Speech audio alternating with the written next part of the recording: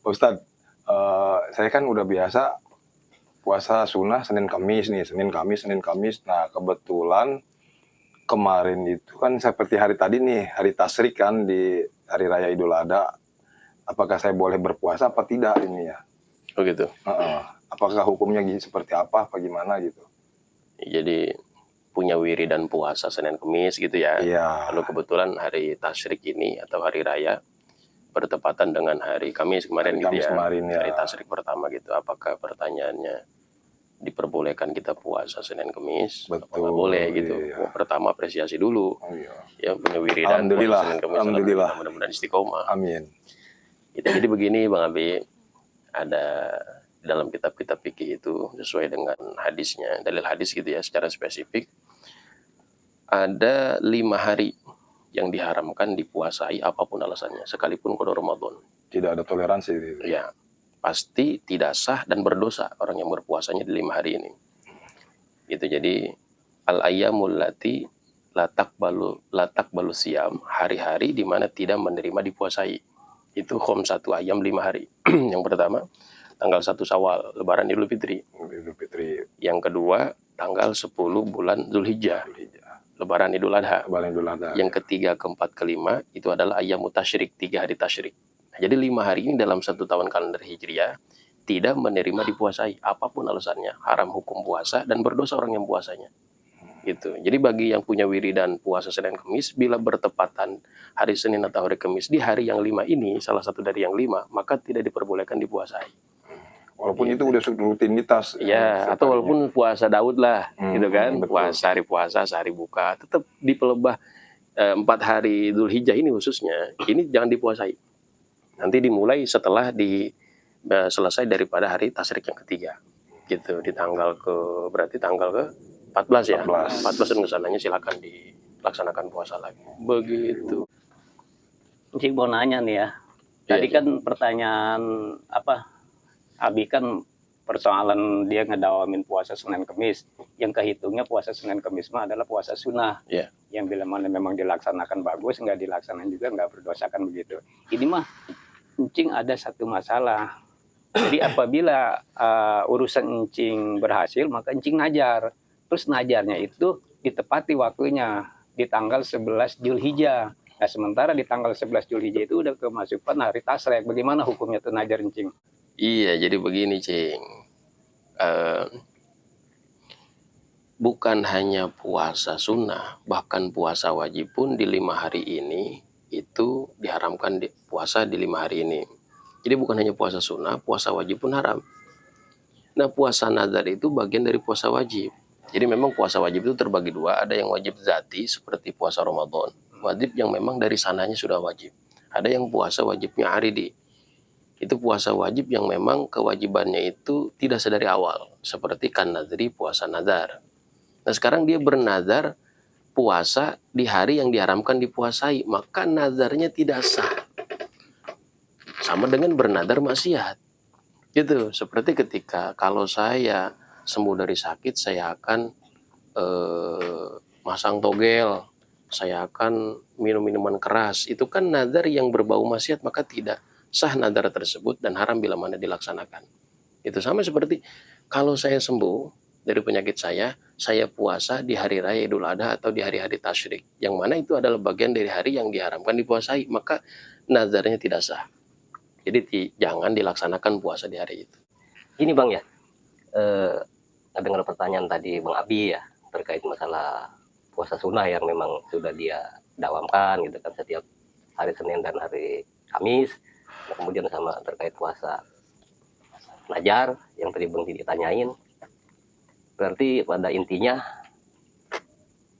sekalipun itu puasa wajib, apalagi puasa sunnah, ketika kita lakukan di hari-hari yang memang sudah ditentukan dilarang, tetap tidak boleh kan dilarang hukumnya ya? Iya, jadi begitu Bang Yoyo. Jadi tidak sah kita puasa baik wajib apalagi sunnah di hari-hari yang memang di 5 hari ini yang memang diharamkan untuk dipuasai. Puasanya haram dan bila maksa puasa berdosa. Begitu. Ustadz, saya pernah dengar kalau mau sholat Idul Fitri itu disunahkan berbuka dulu atau makan dulu. dan sejenisnya lah. Tapi kenapa kalau sholat Idul Adha kita harus berpuasa dulu? Kan kita mau udah nggak puasa itu mah udah tanggal 10. Nah benar itu, benar yang ditanya nama si Abi.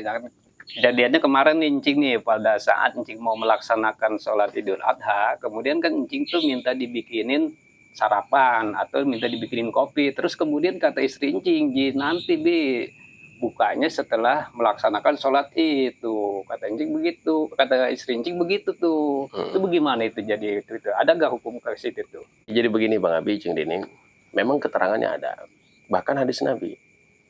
Jadi kita sebelum melaksanakan sholat Idul Fitri, memang kita disunahkan untuk makan sesuatu. Artinya agar tidak menyerupai orang yang puasa. Sedangkan baginda Nabi sebelum melaksanakan sholat Idul Adha itu imsak bahasanya. Walaupun puasa juga secara etimologi mananya imsak gitu. Nahan. Ya menahan untuk tidak makan, barulah nanti setelah sholat Idul Adha makan. Gitu tuh di situ. Nah jadi memang keterangannya adalah bentuk dari hadis Nabi dan juga ittiba.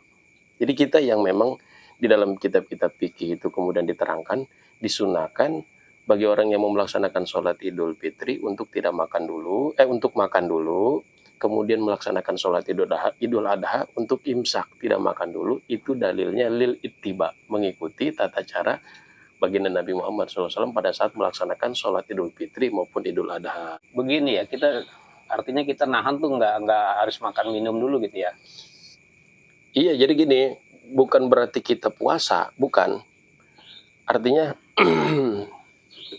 karena memang di Idul Adha itu nanti bagi khususnya orang-orang yang berkurban disunahkan at-tabarruk, ngalap berkah, memakan bilukomin, beberapa suapan dari daging kurban sunnah yang dia kurbankan, yang mana diperintahkan di situ sunnahnya adalah al-kabid, bagian hatinya. Jadi kalau bisa itulah, makanya pelaksanaan Idul Fitri dan Idul Adha pun agak sedikit bergeser. Dalam arti gini, kalau Idul Fitri itu agak dilambatin sedikit nggak apa-apa, karena memberikan ruang bagi orang-orang yang belum zakat. Sedangkan bagi orang yang Idul Adha itu disunahkan untuk dipercepat. Bahkan setelah syuruk ataupun terbit matahari, beberapa menit kemudian langsung dilaksanakan, agar nanti penyembelihan kurbannya bisa disegerakan. Seperti itu. Jadi bukan puasa dalam arti dari maghrib sampai ke dari subuh sampai ke maghrib, bukan seperti itu. Ustadz, masalah takbiran ya. Kalau Idul Fitri kan takbirannya hanya sampai si khotib turun mimbar. Terus kalau Idul Adha sampai kapan tuh Pak Ustadz ininya? Takbiran gitu. Malam takbirannya. Apakah malam selanjutnya masih boleh takbiran? Jadi masalah takbiran nih beralih nih ya. Jadi takbir itu terbagi kepada dua. Bisa dilihat keterangannya dalam kitab Bajuri, Syarafatul Qorib di halaman 224 sampai 226 nih, pembahasan masalah sholat Idul Fitri Idul Adha. Jadi di sana ada keterangan wa takbiru ala qismaini. Takbir itu terbagi kepada dua. Mursalin wa muqayyadin. Takbir mursal, takbir muqayyad. Takbir mursal ini ma lam yakun akibat sholawat. Jadi takbir yang dikumandangkan tidak setelah sholat. Sedangkan takbir muqayyad ma akibat sholawat. Jadi takbir yang dikumandangkan setelah sholat saja. Dalam waktunya pun berbeda.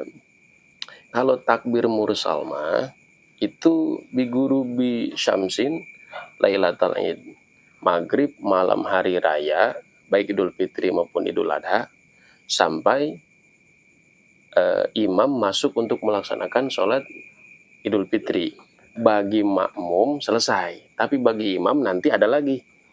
Gitu takbirnya pada saat mau khutbah. Pada saat mau khutbah nanti di khutbah pertama 9 kali, di khutbah yang kedua 7 kali. Jadi ada perbedaan tuh antara makmum dengan imam. Itu takbir mursal. Sampai situ saja waktunya. Jadi takbir mursal itu takbir yang tidak diikat dengan setelah sholat. Waktunya agak sempit deh mah. Jadi hanya dari maghrib hingga ke pelaksanaan sholat Idul Fitrinya atau Idul Adhanya.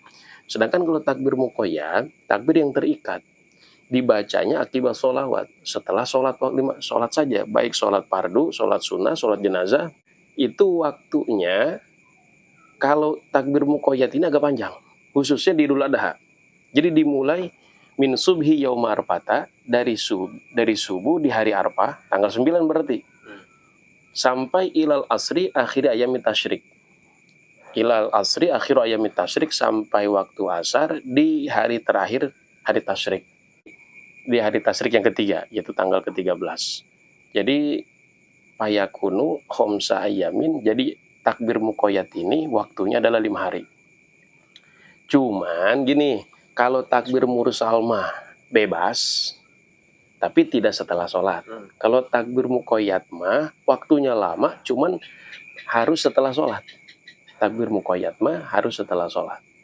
Itu dikumandangkannya setelah sholat kita takbiran, setelah sholat kita takbiran, itu takbir muqayyad.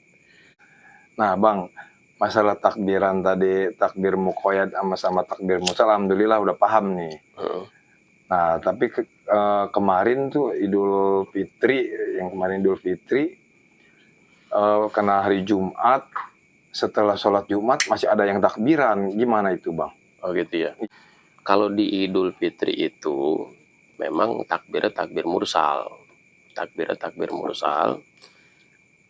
Lalu kemudian setelah pertanyaannya setelah sholat Jumat di hari Raya Idul Fitri, Betul. masih ada yang takbiran. Betul. Kebetulan kemarin ada juga yang berlebaran itu hari Jumat Idul Fitrinya, masih takbiran juga.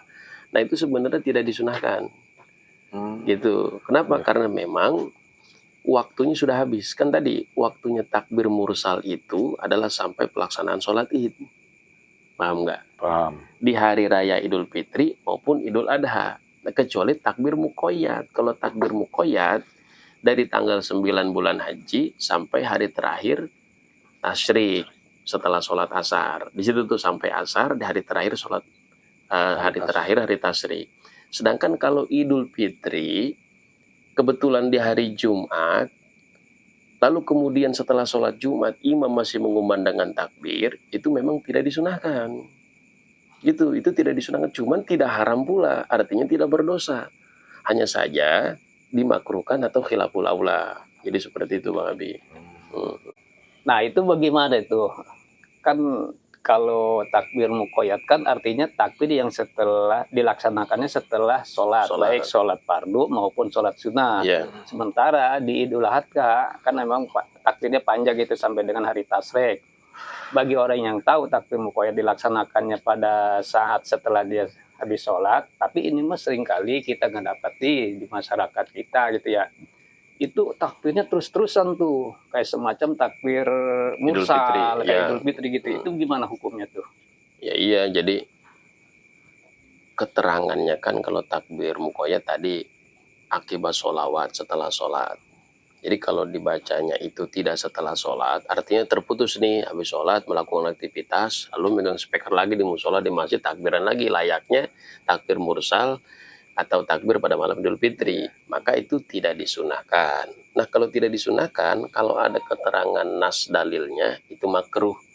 Tapi kalau nggak ada keterangan nas dalilnya khilaful aula. Berdosa? Tidak. Sekedar Haram? makruh. Tidak. Hanya sekedar makruh atau khilaful aula. Itu, Cing. Oh gitu ya. Iya. Nah, gini Bang, Iya. takbir muqayyad itu kan hanya ada di Idul Adha. Itu gimana ketika kita di malam takbir Idul Fitri. di Idul Fitri setelah sholat maghrib kita ngelakuin takbir muqayyad, gimana tuh Bang? Kita dapati di malam Idul Fitri juga setelah sholat, khusus setelah sholat maghrib itu langsung kan, karena memang habis puasa, takbiran nih gitu tuh. Setelah sholat maghrib pun bahkan oleh imam dipimpin langsung kan untuk mengumandangkan takbir, gitu ya. Jadi kalau memang keterangan di kitab Fathul Qoribnya wala yusanu, tidak disunahkan dia pada malam hari raya Idul Fitri itu setelah sholat mengumandangkan takbir, karena memang takbirnya takbir kalau di malam Idul Fitri itu mursal, tidak muqayyad. Cuman lakinan Nawawi, tetapi Imam Nawawi ikhtaro, memilih pendapat yang menghukumi sunnah setelah sholat untuk mengumandangkan takbir, sekalipun itu di malam Idul Fitri. Jadi keterangan disusul dengan pendapat Imam Nawawi, sedangkan di situ memakai segatnya lapat lakin. Jadi kalau kata santri mah Falafzul lakin min syagil mu'tamad. Lafaz lakin itu bagian dari segat mu'tamad. Mu'tamad itu pendapat yang terpilih, pendapat yang kuat. Walaupun jenis kaulnya ikhtiarot, bahasa di situ ikhtaro. Jadi pilihan saja. Jadi memang kalau kita yang takbiran setelah sholat di malam Idul Fitri, berarti kita mengikuti pendapat Imam Nawawi. Boleh-boleh saja dihukumi sunnah di situ. Sekarang ke kurban nih, Ustad. Banyak jasa pertanyaannya ini. Iya. Masalah kurban ya Pak Ustad. Contohnya ada kepanitiaan di sebuah kurban itu kan ada panitianya ya, Iya. yang menyelenggarakan ininya, panitianya. Nah, semua kan udah ada bagiannya, begitupun panitia. Nah, ini ada salah satu panitia contohnya ngambil di luar jatah dia sendiri. Itu apakah boleh apa tidak? Oh gitu ya. Iya. Iya, jadi panitia mengambil lebih bagian daging kurban, begitulah intinya ya. Iya. Jadi gini, yang harus kita ketahui, pembagian daging kurban itu tidak wajib merata. Gitu. Sama seperti zakat juga. Ya, mempertimbangkan aspek. Contohnya fakir miskin. Yang fakir kita kasihnya lebihan zakat. Yang miskin, contoh yang fakir 5 kantong, yang miskin 3 kantong, boleh nggak Pak? Boleh. Pun sama perihal pembagian daging kurban. Cuman memang eloknya agar tidak timbul cemburu sosial, diratakan. Lalu pada prakteknya si panitia ini kan memang tidak, atau khususnya di tukang jagalnya nih, tidak boleh ngambil upah dari daging kurban itu, walaupun dengan kulitnya. Contoh bahasa gini, udah gini dah, anak mah upahnya ini kepala dan kulitnya. Nah ini yang nggak boleh. Baik omongan itu bersumber dari si mudhohinya, orang yang berkurban, Pak, saya nggak bisa ngasih uang buat upah Bapak motong kurban saya, cuman kepala dan kulitnya saya jadikan upah. Oh iya siap, nah ini nggak boleh. Itu nggak boleh. Tapi kalau pada prakteknya, contohnya setelah disembelih hewan kurban tersebut, lalu si tukang jagal tanpa diomong oleh si mudhohi, atau dia pun tanpa ngomong ini adalah upah saya, ngambil bagian palanya, gitu. Dia ngambil palanya atau ngambil kakinya. Kulitnya pun diambil sama dia tanpa ngomong-ngomong ini upah saya sebagai tukang jagal, maka boleh, tidak apa-apa. Nah, para prakteknya kan panitia pun sama, mereka yang berjibaku di situ dari mulai ngurusin kupon, dari mulai hal sebagainya, lalu mereka tanpa aba-aba mereka ngambil 2 kantong, mereka ngambil 3 kantong, boleh nggak apa-apa. Yang penting jangan ada bahasa ini upah saya. Gitu, ini upah saya. Karena memang tadi teh ya, orang yang berkurban itu adalah ibadah yang agung, ibadah yang memang sekalipun hukumnya sunnah kecuali dinazarkan. Bahkan ada perintah azimu dohayakum fa innaha matoyakum yaumal qiyamah. Besarkanlah, baguskanlah hewan kurban kalian. Kalau kalian memang mampu, beli yang terbaik. Kenapa? Karena hewan kurban tersebut adalah tunggangan kalian nanti di hari kiamat. Nah dengan alasan itulah kemudian kita harus benar-benar ikhlas. Jadi ketika kita serahkan daging hewan kurban tersebut, maka kita sudah fokuskan untuk tidak menjadikan komersil pada kurban tersebut. Contohnya seperti kepala dijadikan upah buat motong, itu tidak boleh.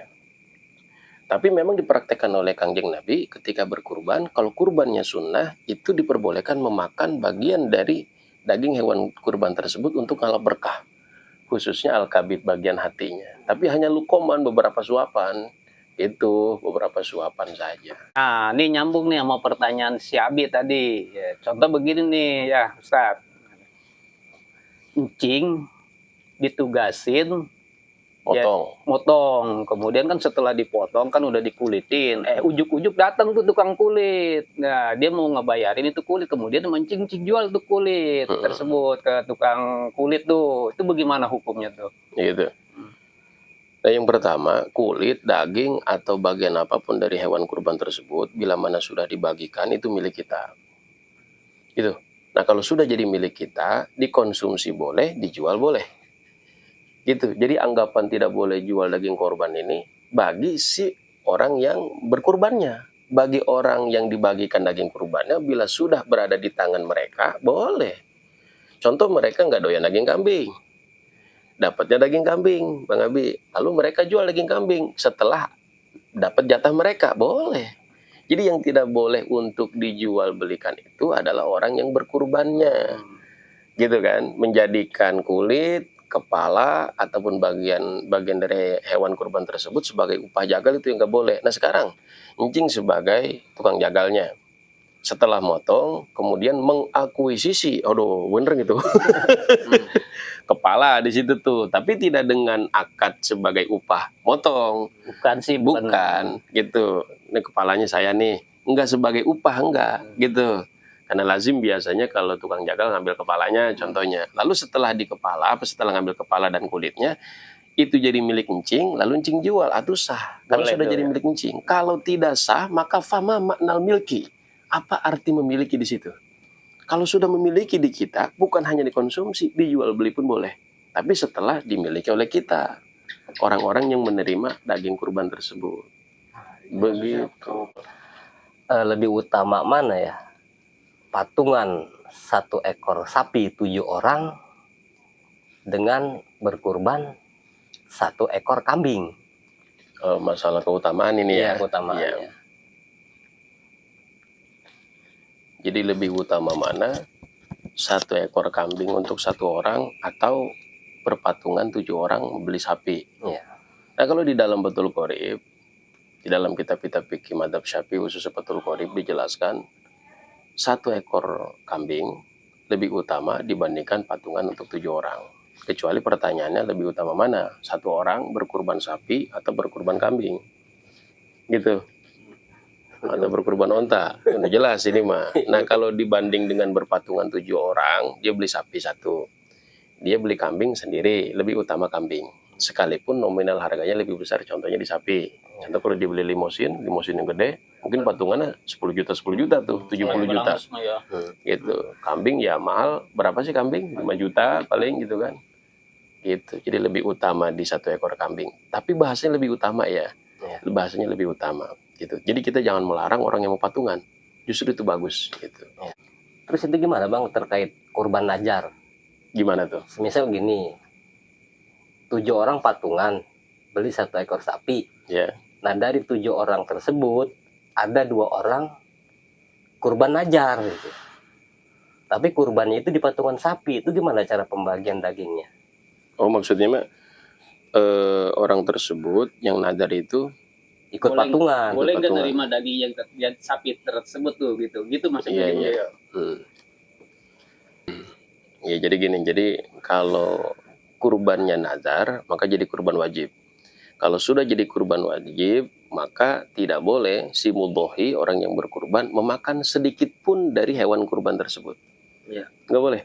Nggak boleh tuh. Nah sekarang ada 7 orang patungan sapi, yang 2 orang bernazar. Iya. Berarti dari sapi tersebut ada kurban sunnahnya, ada kurban wajibnya. Iya. Maka ihtiyatnya orang yang berkurban nazar jangan mengambil bagian apapun dari situ. Gitu. Jangan mengambil bagian apapun dari sapi itu. Karena khawatir dapat bagian dia. Gitu. Karena khawatir dapat bagian dia. Karena kalau bagian dia kan wajib. Iya. Di situ. Maka saya sarankan kalau dia nazar mah udah kambing aja. Biar jelas di situ. Terus dia nerima daging sapi, berarti ini bukan daging saya gitu. Kan kalau sapi sapi 1 gitu kan, lalu pembagiannya di sapi, khawatir dapat bagian dia di situ. Maka ihtiyatnya seperti itu. Ya alhamdulillah, ya obrolan kita malam ini waduh seputar pertanyaan masalah sholat id, berkurban gitu ya. Yang memang obrolan seperti inilah yang begitu bermanfaat. Kita membicarakan masalah ilmu, kita bermudzakarah, berdiskusi agar senantiasa saling mengingatkan dalam kebaikan dan takwa. Jadi perihal tentang yang terjadi di daerah kita, apakah itu berbenturan dengan syariat, apakah itu mutlak ada dalilnya, ataukah hanya sekedar adat saja, kita itu kan mengetahuinya kalau kita mau ngaji.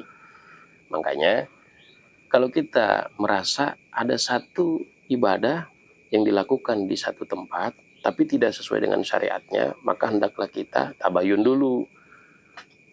Pertama, kita tanya dulu dalilnya di mana, keterangannya di mana, jangan langsung memvonis ini adalah sesat dan lain sebagainya. Karena bisa jadi, contoh di kitab fikih itu kan banyak. Di kitab ini ada keterangannya, di kitab ini tidak. Atau apakah pendapat ini pendapat yang kuat, pendapat yang lemah. Atau bisa jadi dia mengamalkan pendapat lemah, gitu kan. Jadi hal-hal yang seperti itu tidak boleh kita lupakan. harus kita perhatikan. Nah, nanti kalau kita sudah mengetahui, oh ternyata dia memakai pendapat yang lemah, kita tidak boleh menyalahkan. Kecuali memang tidak ada ulama satupun yang berbicara tentang ibadah tersebut diperbolehkan. Itu kayak seperti tadi, menjadikan bagian dari hewan kurban seperti kulit atau kepalanya bagian daripada upah bagi si penjagal. Itu mutlak syariat mengharamkan. Walaupun adat di satu tempat itu memang kebiasaannya menjadikan upah kepala bagi si tukang jagal. Nah, ini tidak diperbolehkan. Jadi seperti itu. Mudah-mudahan malam Jumat ini ada berkahnya.